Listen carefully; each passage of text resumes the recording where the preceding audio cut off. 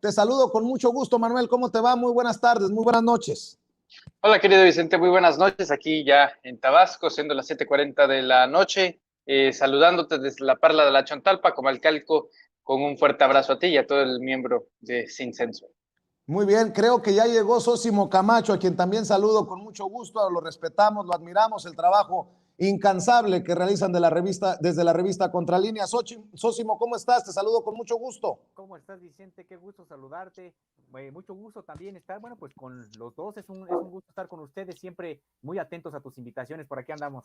Gracias. Creo que tenemos muy bajo el sonido con Sósimo Camacho, equipo. Les ofrezco una disculpa nuevamente a ustedes que nos están viendo y escuchando, a ver si podemos mejorar el volumen con Sósimo Camacho. Ustedes me dicen si le entramos, pero bueno, déjame entrar contigo, Manuel, antes de entrar a los temas que ya traíamos en la agenda. ¿Por qué no me das tu opinión acerca de esto que ocurre en torno al equipo cercano, al equipo policíaco cercano en tiempos de Calderón, que se desmorona?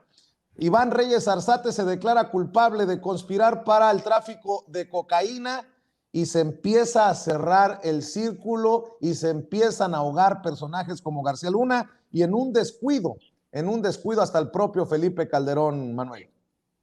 Pues la humanidad funciona a base de jerarcas, querido Vicente. Una familia, en un matriarcado o un patriarcado, en una empresa, el dueño de la empresa, el director de la empresa, los ejecutivos y en el caso del gobierno, el presidente, sus secretarios de Estado y sus subalternos. En el caso del esfuriato de Felipe Calderón, pues igual. De una forma, hay un esquema piramidal en el que todos los caminos llevan a la punta, a la cúspide de la pirámide, que es Felipe Calderón Hinojosa. Y no es menor que se haya dado este contraste en el que este personaje, vinculado desde luego a nexos con grupos criminales, pero también entre los lazos gubernamentales de la fallida y simulada guerra contra el narcotráfico, no es menor que sea justamente ante el juez Brian Cogan, que no hay que dejar de repetir este nombre por todo el contexto que lleva girando el caso de Genaro García Luna y sobre todo el precedente que fue el mismo hombre que sentenció a Joaquín Guzmán Loera, el narcotraficante más peligroso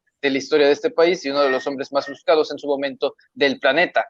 No es menor que el secretario de Seguridad Pública de aquellos entonces, Genaro García Luna, y básicamente el arquitecto de la guerra contra el narcotráfico, la mano derecha en temas de seguridad nacional, en temas de seguridad doméstica y todo lo que tenía que ver más que nada con los intereses del pueblo de México, sea uno que diga que se es inocente. Ahora los tentáculos de Genaro García Luna y de Felipe Calderón poco a poco van debilitando este esquema piramidal y van cayendo como fichas de dominó. Ya tenemos a Reyes Arzate en México, en el caso de Luis Cárdenas Palomino, en Estados Unidos, en Nueva York, a Genaro García Luna. Falta poco para que se empiece a dar cuenta Genaro García Luna que no tendrá tan solo una sola posibilidad de salir ganando de esta, no de una buena manera, aún diciéndose inocente, tratando de contrarrestar el efecto político, mediático y sobre todo el del juicio que le va a hacer a Genaro García Luna. Creo que es hora de que lo piense bien su equipo judicial, su equipo legal, porque definitivamente yo veo solamente un camino y ese es Felipe Calderón.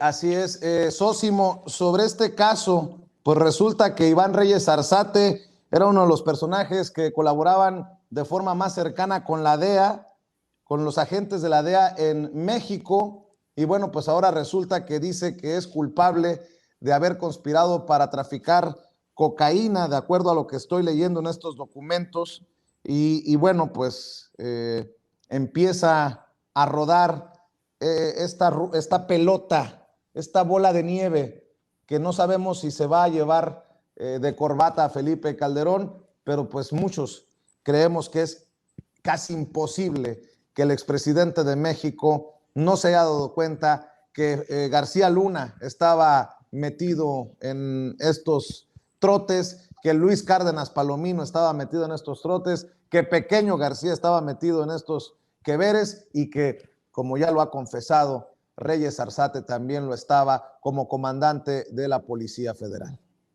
Así es, realmente es pues es una noticia muy importante, precisamente por el nivel de puesto que ocupó este personaje, y estoy de acuerdo con Manuel en el que, bueno, pues todos estos caminos llevan a Felipe Calderón.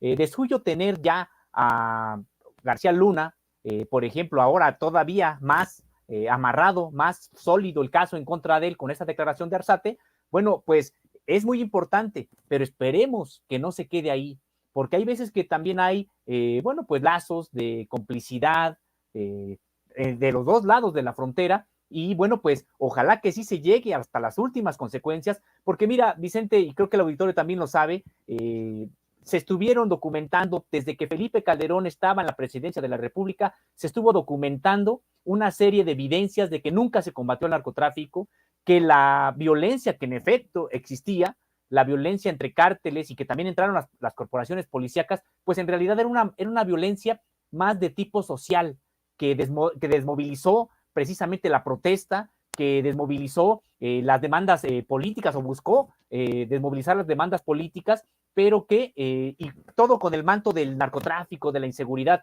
pero en los hechos, de manera clara, las estadísticas lo muestran, durante el sexenio de Felipe Calderón, México se convirtió en el país, desde el punto de vista del narcotráfico, más poderoso del mundo, del mundo. Antes del sexenio de Felipe Calderón, México no tenía esa característica. Fue después y que, bueno, pues por lo cual nos dice, oye, pues vaya, ¿qué guerra contra el narcotráfico hiciste? Cuando en realidad lo único que hiciste fue posicionar al cártel de Sinaloa como el más poderoso del mundo y a otros tantos también mexicanos como dentro de los más poderosos del mundo. Y bueno, pues ahora estamos viendo estos resultados. Nunca se combatió el narcotráfico durante el sexenio de Felipe Calderón. Lo que hubo sí fue una violencia muy importante generada de manera deliberada por Felipe Calderón para legitimar una elección que no ganó. Y ahora se están viendo las consecuencias. Ojalá le alcance, porque él, Felipe Calderón, es un personaje pues siniestro que se sostuvo en la presidencia de la República a costa de cientos de miles de vidas que generó su política de supuesto combate al narcotráfico, que hoy estamos viendo que solamente fue una farsa. Permítanme volver a poner este audio de Felipe Calderón allá en España, en la convención del PP.